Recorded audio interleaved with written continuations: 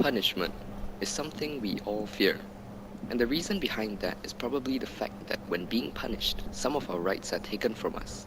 After all, the only way to punish someone is to put them at a temporary or permanent disadvantage, depending on the crime.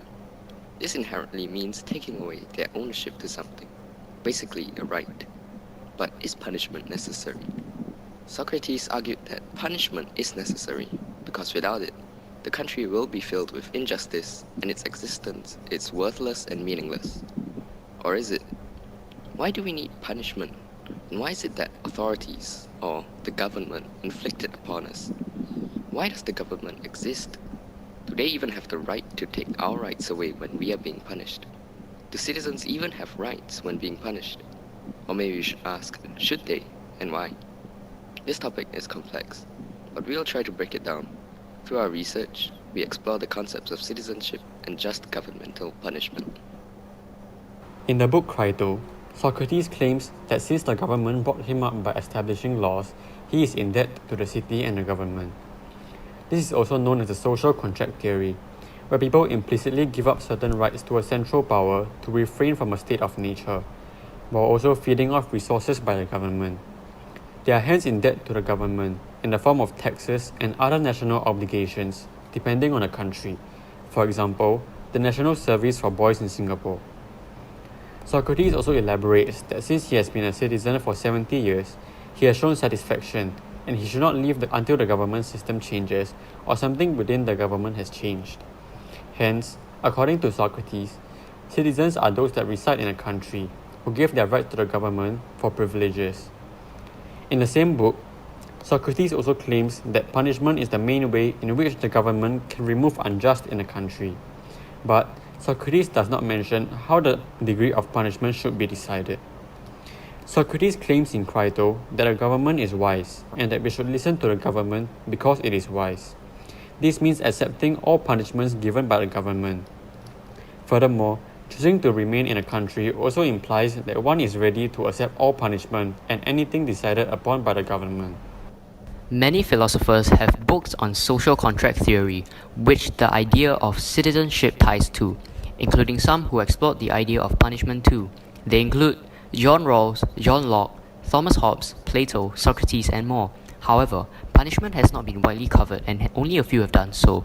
If a government issues punishment that treats the criminal with or without rights, we can tell whether its justice system is justified.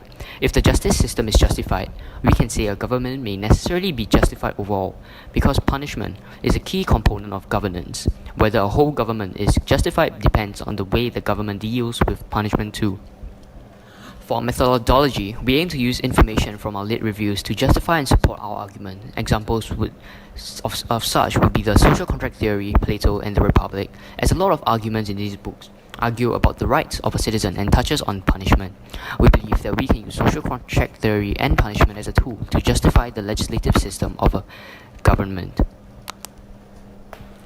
For our outreach, we plan to utilize social media, especially when the COVID-19 situation and circuit breaker is not completely over yet, meaning that face-to-face outreach is pretty much impossible.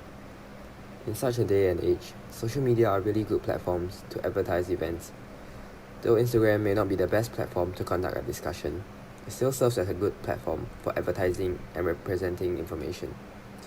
We have created an Instagram account in which the privacy setting has been set to require us to accept the following requests. The actual discussion itself will be conducted below a post, in which we will include a series of aesthetic posters and text to set the context for the discussion. This outreach reaches out to students of Sec 1 to 4. These people have been confirmed to be from RI when we receive the following requests, as most of them are people we know exist. We hope that through this outreach, we may be able to gather a few well-presented ideas regarding our topic. However, there are still some limitations to our methodology and outreach. Firstly, our methodology is to refer to very old texts. These texts may not be relevant to modern-day societal contexts anymore. Secondly, it is expected that the results we get from our outreach may be limited. There is a chance that we may not get any valuable arguments, as a lot of people follow for the follow back rather than wanting to participate in the event. In conclusion, whether a government is justified depends on a lot of factors, one being just punishment and just treatment of criminals. If a government is unable to fulfill that one as a criteria in the list, one can say whether a government is really justified or not.